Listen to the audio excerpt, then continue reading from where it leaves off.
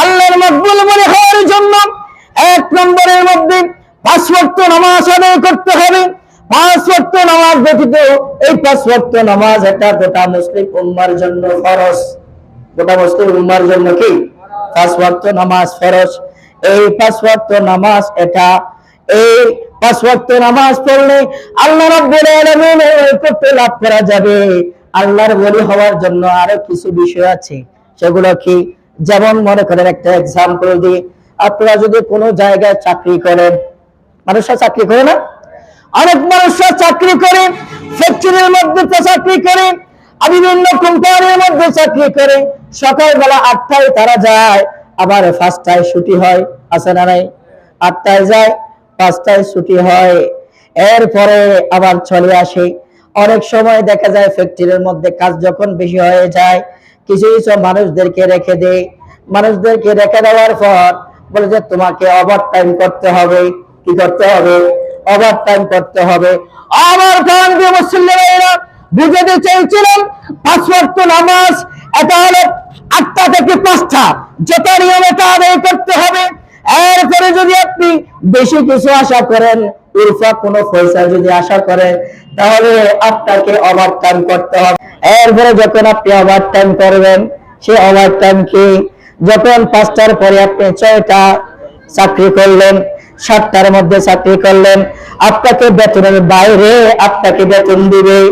আমার প্রাণপ্রিয় ভাইরা, মুখলিসুর রহমান এমনি বলি মকবুল বলি হয় নাই। তারা মকবুল বলি হওয়ার জন্য 5 ওয়াক্ত নামাজ আদায় করেছে, হালাল রুজু পর্যন্ত করেছে। ও পৃথিবীর জমিনের মানুষ, মানুষদেরকে তো ইসলামের দাওয়াত দিয়েছে, কোরআনের দাওয়াত দিয়েছে, নেক কাজের দাওয়াত দিয়েছে, বদ কাজ থেকে নিষেধ করেছে। শুধু তাই নয়, তারা 5 ওয়াক্ত নামাজ আদায়ের পর গভীর রজনীর মধ্যে উঠে যেভাবে মানুষরা ওভারটাইম করে, তারা রাত জেগে না ঘুমিয়ে অল্প কিছু ঘুমিয়ে তারা তাহাজ্জুদের নামাজ আদায় করেছে। সুবহানাল্লাহ। এভাবে বেশি বেশি নফল ইবাদত করতাম।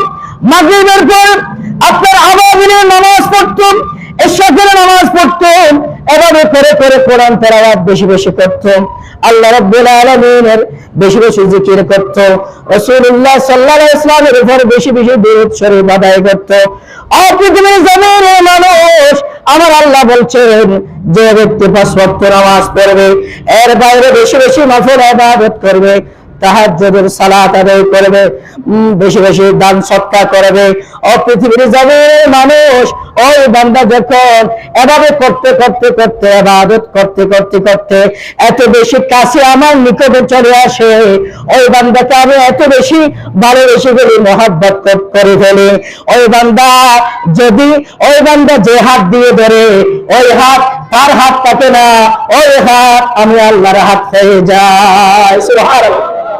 ওই বান্দার হাত আর ওই বান্দার হাত থাকে না, যে বান্দা ইবাদত বندگی করতে করতে এত বেশি আমার রাজি হয়ে যায়, আমাকে রাজি করে ফেলে, আমি আমার বান্দার প্রতি রাজি হয়ে যাই, আমার বান্দা আমার প্রতি রাজি হয়ে যায়, তখন আমার বান্দা যে হাত দিয়ে ধরে সেই হাত আমার হাত হয়ে যায়। ওই বান্দা যে কান দিয়ে শুনে, ওই কান এটা আমার হয়ে যায়। ওই বান্দা যে মুখ দিয়ে কথা বলে, এটা বান্দার আর মুখ থাকে না, ওই মুখটা আমি আল্লাহর মুখ হয়ে যায়। ওই বান্দা যে পা দিয়ে হাঁটে, ওই পার বান্দার পা থাকে না, এই পাটা আমি আল্লাহর কুদরতি পা হয়ে যায়। সুবহানাল্লাহ। ওই বান্দা যখন আল্লাহর কাছে চায়, আমি আল্লাহ আমার আল্লাহর ফেরত দেয় না। ওই বান্দা যখন আল্লাহর কাছে চায়, আমার আল্লাহ ওই বান্দা থেকে যা চায় তা দিয়ে দেয়। সুবহানাল্লাহ। সেজন্য তো আল্লাহর মকবুল ওলির কারামত এগুলো সত্য। আল্লাহর মকবুল ওলির কারামত এগুলো কি সত্য, এগুলো হাদিসে কুদসির মধ্যে বর্ণিত হয়েছে। আর প্রাণপ্রিয় ভাইরা, অনেক সময় আমরা শুনতে পাই আল্লাহর মকবুল ওলিদের বিষয়ে কেউ যদি পৃথিবীর জমিনের মানুষ যদি কেউ বিদ্রুপ করে, আল্লাহর মকবুল গনিদের বিষয় নিয়ে যদি কেউ গালাগালি করে, আল্লাহর মকবুল গনিদের বিষয় নিয়ে যদি কেউ বিরোধ মন্তব্য করে, আমার আল্লাহ বলছেন আমি তাদের বিরুদ্ধে যুদ্ধ ঘোষণা করব। কারণ এগুলো যেমন তেমন মানুষ নয়, তারা হলো আমি আল্লাহর বন্ধু। সুবহানাল্লাহ। একটা কথা বলে শেষ করব। অনেক সময় আমরা মানুষের মুখ থেকে শুনতে পাই যত বড় বড় মাজার আছে, সে মাজার গুলো রোডের পাশে কেন? জোরে বলে নাউযুবিল্লাহ। ও বান্দা, ও আমার ভাইরা, তোমরা তো বুঝে নাই, মাজার রোডের পাশে নয়, মাজারের পাশ দিয়ে রোড করেছে। ঠিক কিনা? মাজার আগে ছিল, রোড আসছে পরে। রোড আসছে কি পরে? আল্লাহর মকবুল ওলির মাজার কোথায় হবে কি না হবে, ও আমার প্রাণপ্রিয় ভাইরা, এটা বলিয়েন না। আল্লাহর মকবুল ওলি যারা আছে, আমি মকবুল ওলির কথা বলছি, খালেস ওলির কথা বলছি, যারা আল্লাহর দিদার লাভ করেছে তাদের কথা বলছি। কিন্তু এমন অনেক সময় এমন পৃথিবীর বর্তমান সময়ে মকবুল ওলিদের বদনাম হয়ে যায় কিছু বন্ধ ওলির কারণে। ঠিক না? অনেক সময় আমরা বন্ধ পীরকে দেখতে পাই, অনেক সময় আমরা বন্ধ বলিকে দেখতে পাই যে মাজারের আসর মানে গান বাজার আসর করে, নর্তকীর আসর করে, আল্লাহর মকবুল ওলির দরবারে কোন রকমের ভণ্ডামি চলবে? আর যেসব মাজারে, যেসব দরবারে ভণ্ডামি নেই, তাদের বিরুদ্ধে আপনারা বলবেন কেন? ভণ্ডামির বিরুদ্ধে বলেন আমাদের কোনো বিরোধ নাই। আপনার যেখানে গান বাজনা, আপনার নর্তকীর আসর চলে, তার বিরুদ্ধে তো আমরা আমি বলবো মকবুল ওলির দামান ধরেন, আল্লাহর মকবুল ওলির দামান ধরেন, আপনার খুশনসিব হবে, আপনার তকদীর পরিবর্তন হয়ে যাবে।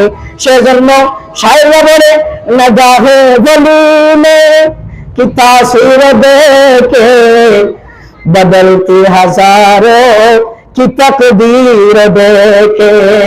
সুবহানাল্লাহ। আল্লাহর মকবুল ওলি যদি দামান ধরে তকদীর পরিবর্তন হয়ে যাবে। যারা বলে না সুবহানাল্লাহ। সুতরাং আজকে জানাবি আমরা আমার প্রাণপ্রিয় শেখ সুফি হযরত মাওলানা আবুল বশর নিজামী, তিনি যে আপনাদের জন্য একটা তরিকতের পথ, সহজ এবং সঠিক যেটা পথ, যে পথে সিদ্দিক আছে, যে পথে নবী আছে, যে পথে সুহাদা আছে, যে পথে সালেহ আছে, আল্লাহর মকবুল বান্দারা আছে, সেই পথে আপনাদেরকে ধাবিত করছেন। ঠিক কিনা? তিনি চাইলে এখানে অনেক রকমের ইসলামিক কার্যক্রম করতে পারত। আমরা অতীতে দেখেছি তিনি প্রতি বছর এরকম শব্দের মাহফিলের আয়োজন করে। ঠিক কিনা?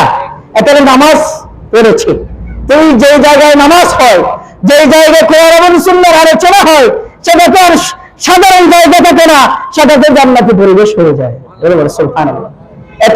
এটা এমন মনে করবেন না আমরা সাধারণ কোনো জায়গায় বসেছি, এটা জান্নাতের বাগান।